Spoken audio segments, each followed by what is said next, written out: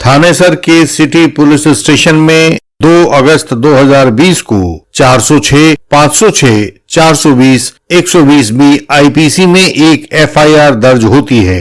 बाद में पुलिस द्वारा 420, 406, 506, 379, 120 बी और 180 आईपीसी के अंतर्गत एक चार्जशीट फाइल की जाती है। इस पूरे मामले में वर्तमान पेटिशनर के खिलाफ सेक्शन 379 आईपीसी यानी कि चोरी का कोई आरोप नहीं लगाया जाता है। हालांकि कंप्लेनेंट ने उसके ऊपर मौखिक रूप से कई अस्पष्ट आरोप लगा रखे थे। चार्जशीट ने भी उन आरोपों के ऊपर कुछ भी बहुत स्पष्ट नहीं कहा हुआ था।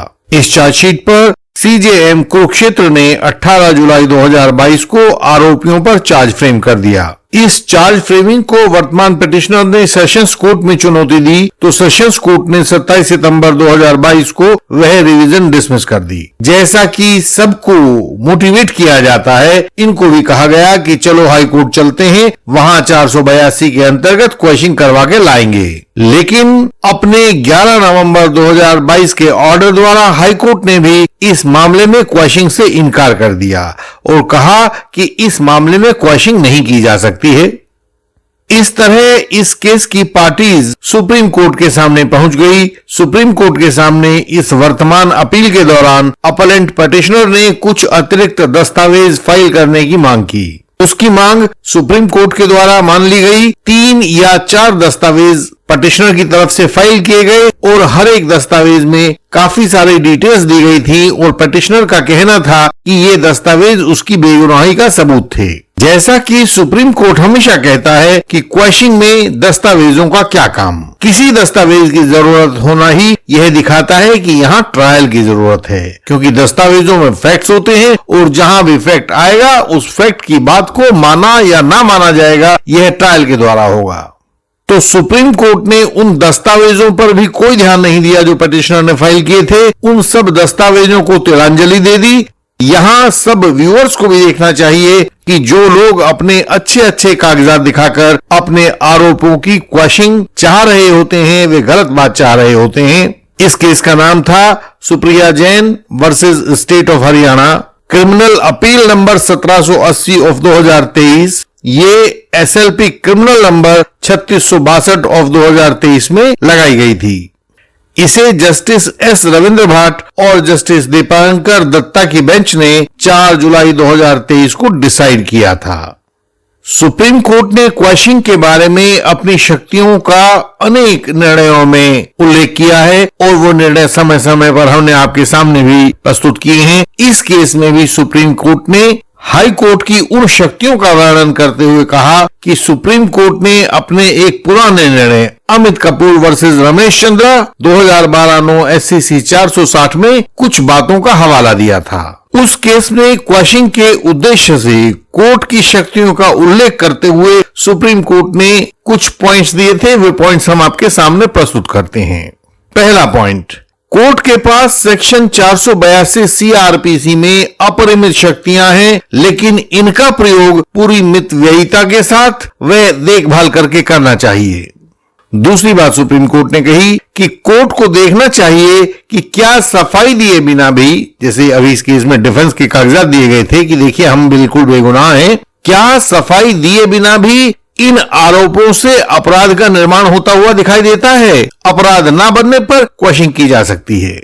तीसरी बात, हाई कोर्ट को अवांछित हस्तक्षेप से बचना चाहिए। वह एविडेंस पर तो बिल्कुल भी ध्यान नहीं देना चाहिए। यदि कोई एविडेंस लगाया गया है तो उस एविडेंस का अर्थ ही है कि उसे ट्रायल में देखा जाए।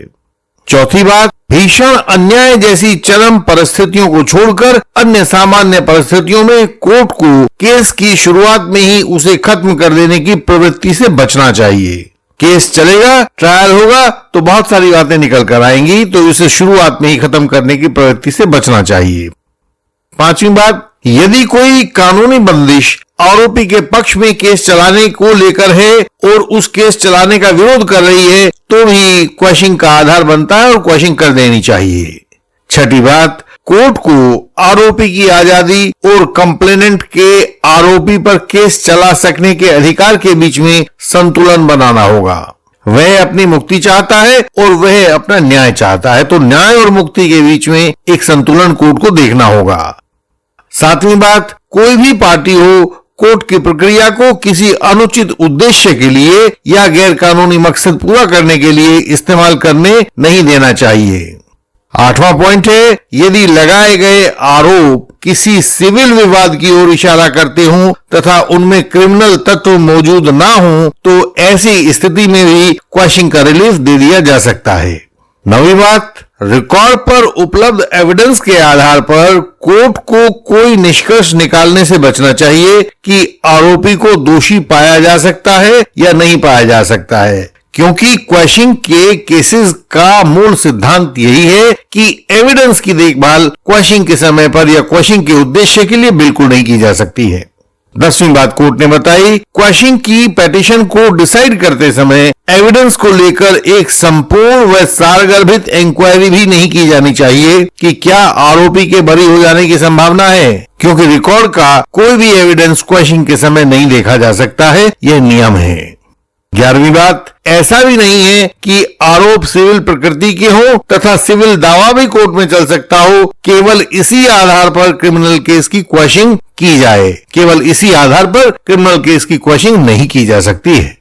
12वां पॉइंट है, सेक्शन 228 या सेक्शन 482 सीआरपीसी की स्टेज पर आरोपी द्वारा प्रस्तुत डिफेंस मटेरियल को बिल्कुल नहीं देखा जाना चाहिए। उसकी गुणवत्ता को देखना, उस गुणवत्ता के बारे में जांचना परखना, यह क्वैशिंग की स्टेज पर बिल्कुल वर्जित होगा।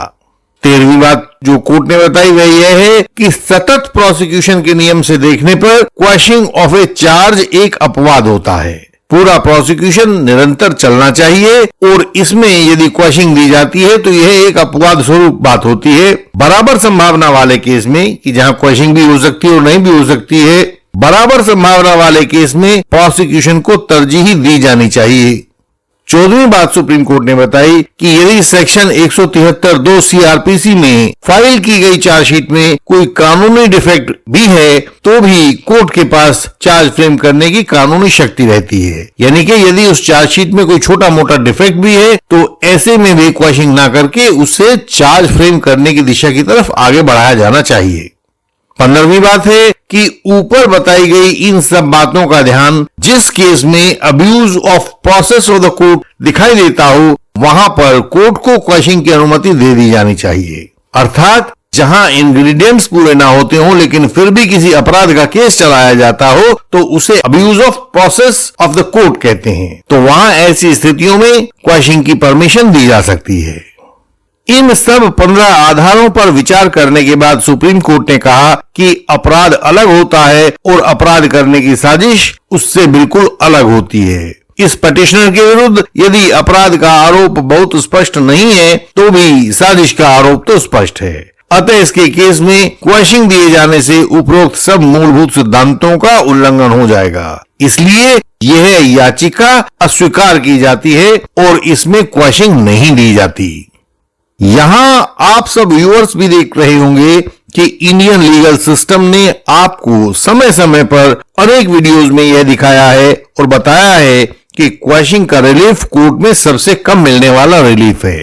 क्वैशिंग पिटीशन लगाने का रिलीफ मात्र एडवोकेट को मिलता है। आपका धन एडवोकेट की जेब में ट्रांसफर हो जाता है। थोड़ा बहुत रिलीफ उस व्यक्ति को भी मिलता है जो आपको बहकाकर ऐसे एडवोकेट के पास ले गया है या ऐसे रिलीफ दिलवाने के लिए आपको हाई कोर्ट में ले गया है, उसे भी थोड़ा बहुत धन मिल जाता है। तो ये जितनी भी प्रक्रियाएं होती हैं जो आपको बहकाकर हाई कोर्ट के द्वारा आपका केस क्वैशिंग में ले जाने के लिए की जाती हैं, ये सब का सब वो लोग अपने फायदे के लिए करते हैं। आपके फायदे के लिए इनमें से कुछ भी नहीं होता है। तो आप ध्यान रखें और इस जेब कटाई के आयोजन में आप शिकार ना बनकर अपने ट्रायल की तैयारी शुरू करें। यदि आपको भी ऐसी ही या कोई और कानूनी समस्या है तो हमें बताएं, हम आपकी सहायता के लिए प्रणबद्ध हैं। भारत के लगभग सभी क्षेत्रों से हमारे पास ब्रीफ आते हैं, केसेस आते हैं, उनमें सहायता के लिए पुकार होती है, परामर्श की मांग होती है और भी अनेक प्रकार से सहायता हमसे मांगी जाती है। अपनी सहायता पाने के लिए हमें सामने स्क्रीन पर दिए गए फोन नंबर, ईमेल आदि से हमें संपर्क किया जा सकता है। यही जानकारी नीचे डिस्क्रिप्शन में भी दी गई है। हमारी वेबसाइट है indianlegalsystem.org। आप इस पर जाकर बहुत महत्वपूर्ण जानकारियां पा सकते हैं जो आपकी सरल भाषा में दी गई हैं। हम ऐसी ही जानकारी भरी वीडियोस आपके लिए लाते रहे हैं और आगे भी लाते रहेंगे। आप इस चैनल को सब्सक्राइब करें, नीचे दिए गए बेल आइकन को प्रेस करें ताकि अगली वीडियोस आपसे मिस ना हो। हम आगे भी आपसे अगली वीडियोस में मिलते रहेंगे। तब तक के लिए प्रणाम।